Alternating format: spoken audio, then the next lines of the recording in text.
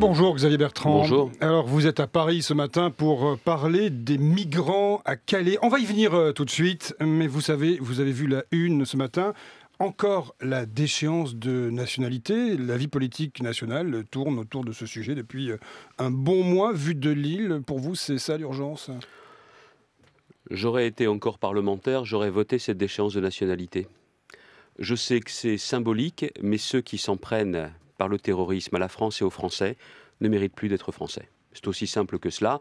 Maintenant, c'est vrai que la passion médiatique et politique pour ce sujet, où on ne parle que de cela, alors que la première urgence dans notre pays, c'est de faire reculer le chômage. C'est la raison pour laquelle j'étais aussi à Paris hier, pour rencontrer le Premier ministre, le Président de la République, avec les présidents de région, pour essayer de trouver des solutions ensemble pour être plus efficaces. Pour moi, elle est là la première priorité. On va y venir aussi. Vous allez rencontrer tout à l'heure, avec Natacha Bouchart, la maire de Calais, alors Bernard Cazeneuve, le ministre de l'Intérieur, le nouveau garde des Sceaux, Jean-Jacques Urvoas, pour évoquer le sujet des 4000 migrants qui s'entassent dans la jungle calaisienne. Mais qu'est-ce que vous allez leur dire, Xavier Bertrand ? Il faut qu'il y ait une réponse de l'État qui soit forte, et ça repose sur les épaules du ministre de l'Intérieur, c'est vrai, mais aussi sur les épaules du ministère de la Justice. Il faut que la réponse judiciaire soit beaucoup plus forte à Calais. Il y a aujourd'hui des forces de l'ordre qui sont harcelées, il y a une population à Calais qui n'en peut plus, je vous assure, mais il faut aussi que la justice agisse très vite et très fortement. Et il faut mettre hors d'état de nuire les agitateurs, les provocateurs que sont les no-borders. Ceux qui viennent justement activer les migrants et qui parfois, je l'ai vu encore dimanche dernier, je me suis rendu sur place à côté des CRS, qui viennent dire à certains migrants, à certains, attaquer les CRS. Ceux-là, il faut les mettre hors d'état de nuire. Et il faut que la réponse pénale soit la plus forte. Quand il y a eu l'envahissement du port de Calais, il y a eu notamment des interpellations. Mais dans ces interpellations, on a retenu comme motif d'interpellation le cabotage. Le fait que certains, notamment parmi ces no-borders, soient montés à bord d'un ferry sans billet. Non mais il faut arrêter de plaisanter. L'envahissement du port, des faits comme cela doivent être punis et ceux qui ne peuvent pas bénéficier du droit d'asile doivent être reconduits à la frontière, ils doivent quitter le territoire français. Pour l'instant, cette réponse judiciaire... C'est-à-dire que vous allez vider quasiment la jungle de Calais avec une telle démarche. Personne n'a de baguette magique. Je le sais bien. Mais je sais qu'il y a, de la part du gouvernement, un ministre de l'Intérieur, je le dis, ce n'est pas la première fois que nous allons le voir, certes qui agit, mais ça ne suffit pas. C'est aussi l'action du ministre de la Justice, c'est aussi l'action du ministre des Affaires étrangères, du ministre des Affaires européennes. Il faut bousculer l'Europe. L'Europe est en train aujourd'hui de sombrer en raison de son incapacité à gérer le dossier des migrants. C'est quasiment François Hollande et David Cameron qu'il faudrait rencontrer pour ce sujet. J'ai demandé au président de la République qu'ils viennent se rendre compte sur place. Ce dossier de Calais, tant que vous le voyez de loin de Paris, tant que vous le voyez de Bruxelles, vous ne pouvez pas comprendre ce que vivent les gens de Calais. Je vais vous dire ce que je crains, qu'il y ait un jour un drame à Calais, et que quelqu'un parmi la population soit excédé, n'en puisse plus. Ce jour-là, il y aura un tumulte médiatique et ce jour-là, les politiques vont réagir. Ce drame, on peut l'éviter en agissant maintenant. Alors c'est maintenant qu'il faut prendre ce dossier à bras-le-corps et c'est l'affaire de tout le gouvernement. Mais est-ce que le drame, M. Bertrand, c'est pas aussi la situation sanitaire à Calais qui est aussi extrêmement compliquée ? À un moment, est-ce qu'il ne faudra pas prendre la décision de savoir si oui ou non on rend un peu plus pérenne cet endroit boueux, moche et qui rend malade Si je peux me permettre. Mais vous traitez encore les conséquences de cette situation. La cause, c'est l'Angleterre en grande partie. Ils sont tous à Calais, pas pour rester à Calais, ces migrants. Ils sont à Calais parce qu'ils veulent passer en Angleterre. Je me suis rendu notamment dans le centre Jules Ferry qui a été ouvert par Natacha Bouchart. Il est évident que celui qui dans ce centre, ne voit pas l'humanité dans les yeux de ces migrants. Il est aveugle ou il ne veut pas voir. Mais d'un autre côté, vous devez aussi montrer qu'il n'y a pas de solution tant qu'on n'aura pas réglé le problème avec les Anglais. Il faut qu'ils se bougent, les Anglais, ou alors il va falloir bouger les frontières. Mais bouger, est-ce que ça veut dire pour vous, allons-y dans la provoque, est-ce que ça veut dire pour vous un moment, ok, on ouvre ? Mais je l'ai dit, si les Anglais refusent de changer quoi que ce soit à leur réglementation, parce qu'aujourd'hui, en Angleterre, certains réussissent à passer des migrants, et ils sont embauchés en Angleterre. Sans carte d'identité, la carte d'identité n'est pas obligatoire. Mais ils sont aussi de la main-d'œuvre bon marché pour certains patrons anglais qui pratiquent de cette façon du dumping social. On va arrêter l'hypocrisie, tout le monde le sait.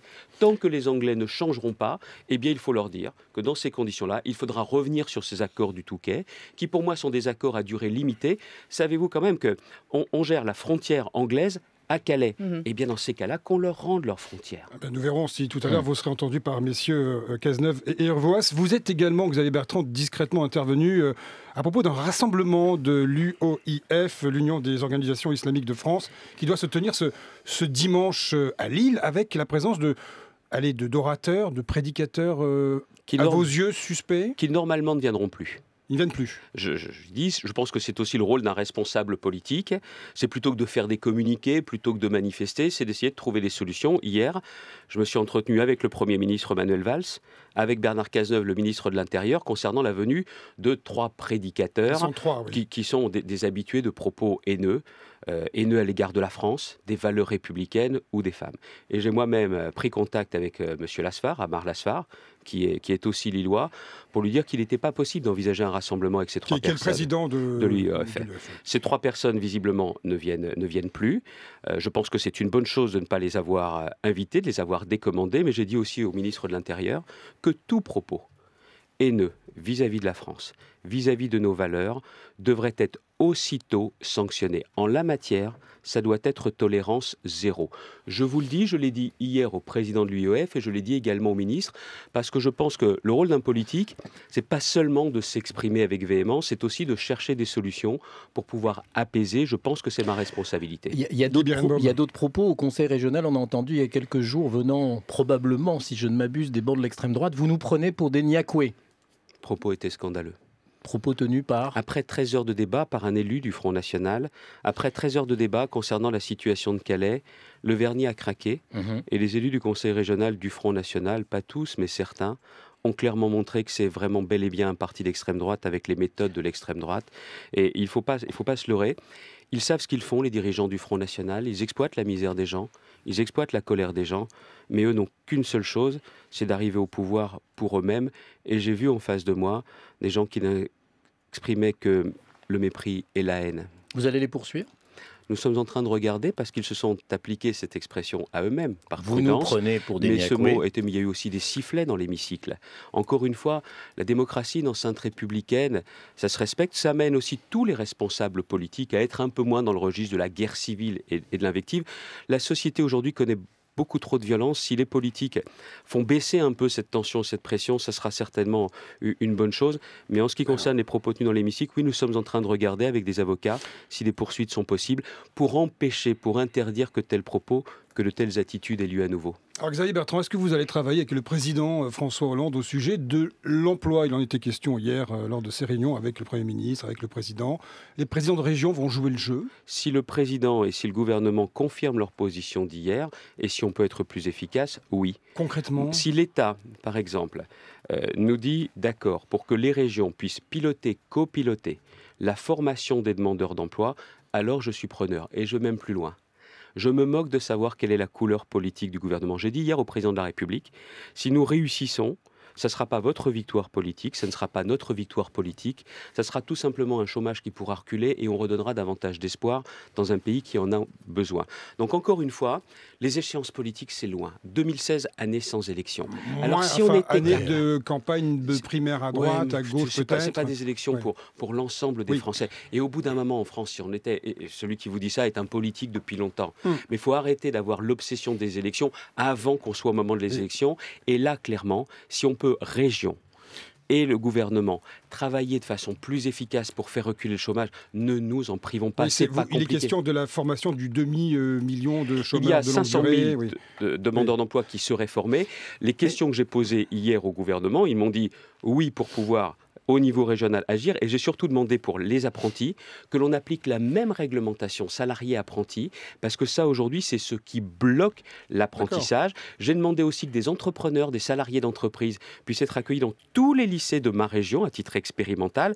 Là aussi la réponse qui m'a été donnée c'est oui. Maintenant j'attends de voir parce qu'il faut agir vite. Ce que les politiques doivent comprendre aujourd'hui, c'est qu'il faut arrêter de laisser la bureaucratie reprendre le pouvoir. Il faut arrêter de se poser des questions existentielles, il faut agir et tout de suite. Quand vous voyez Laurent Wauquiez, numéro 2 des Républicains, président d'une grande région, le centre, qui ne vient pas à cette réunion. Deux choses, il était représenté, il avait quand même envoyé son premier vice-président qui s'est exprimé. Et pour le reste, chacun voit midi à sa porte. Moi, je sais ce que je dois faire et s'il y a à un moment donné la possibilité d'être plus efficace pour lutter contre le chômage, je ne vais pas hésiter une seconde. Et je vais vous faire une confidence. Je suis sorti de Matignon, de l'Élysée, je ne suis pas devenu socialiste. Le président et le Premier ministre ne sont pas devenus gaullistes. Mais je sais que si c'est l'intérêt de ma région, je ne vais pas me gêner. Alors, il y y a quelqu'un de très haut placé que visiblement vous énervez un peu. Je lis ce matin dans le Canard, mais c'est une reprise du Point, ces propos suivants qui sont prêtés à Nicolas Sarkozy. Il parle de vous. Ce pingouin qui fait un score minable et qui gagne avec l'aide de la gauche va nous expliquer comment faire de la politique. Laissons-le repeindre les lycées de la région et s'occuper du ramassage scolaire. Dans 3 mois, il revient en rampant. Il n'a pas dit ça quand même. Pingouin, c'est ça? Pingouin. Dans le temps, en matière de petites phrases, j'étais pas manchot, mais maintenant je passe mon tour. J'ai plus envie de commenter. Vous avez tout lu cela. son livre? Non. Je n'ai plus envie de commenter tout cela. Vous savez, si je suis sorti de la primaire pour me consacrer vraiment totalement à la région, c'est pas pour revenir dans la politique nationale, dans la politique politicienne par les petites phrases. J'ai beaucoup péché, comme tous les autres. J'ai plus envie. Chaque fois que vous êtes invité dans une émission, il y a une question Sarkozy, et chaque fois vous répondez, j'ai pas envie de commenter ça, et vous dites 3 mots quand même. Bon, non, ça va se tarir, je vous rassure. J'ai pas dit ce que j'en pensais. Non. C'est dommage. Je dis pas mais que vous avez pensé tellement réponds, fort. mais On vous a entendu penser. Hein. J'ai passé mon tour, j'ai passé l'âge. Vous pensez que vous êtes sorti d'une sorte de jeu politique national et que voilà, c'est désormais la région. On dit souvent que votre génération à vous, les Xavier Bertrand, les Laurent Wauquiez, les Nathalie Kosciusko-Morizet, pour citer ceux qui sont chez les Républicains, ils jouent le coup d'après. Oui, la génération qui est la mienne, comme elle a été été au pouvoir. C'est l'élection de 2022. 22, 27, 32, 37, 2050, j'ai encore des chances en 2050 à votre avis? Non, soyons sérieux. Parce que nous avons été au gouvernement, parce que l'on était ministre, on est marqué par le même reproche. Moi, ce qui m'a profondément marqué pendant la campagne, les gens disaient « Vous avez été au gouvernement, alors taisez-vous, vous n'avez pas réussi, vous êtes comme les autres. » Même quand je disais « Oh, j'ai pas été président de la République, pas pendant 30 ans, vous êtes comme les autres. » Et la seule façon de retrouver de la crédibilité, de la confiance, c'est de bosser, c'est de répondre aux attentes, c'est de redonner de l'espoir. Et en plus, une chose, les politiques, il faut obtenir des résultats. Moi, je me suis totalement engagé sur le travail, sur l'emploi, et on verra dans 6 ans si des résultats, oui ou non. Vous voulez dire que si la courbe du chômage en région Nord-Pas-de-Calais, Picardie ne s'inverse pas, vous ne vous représenterez pas? Non, mais je suis sérieux en plus. Tout ça, je ne vais pas vous faire du François Hollande là-dessus. Plus personne ne croit le moindre engagement des politiques. C'est la raison pour laquelle, même quand je vais dans des entreprises en difficulté, quand on rencontre les Valourec, il faut être 0 promesse, 0 faux espoir, mais bosser, bosser, bosser. C'est pas si compliqué la politique, hein.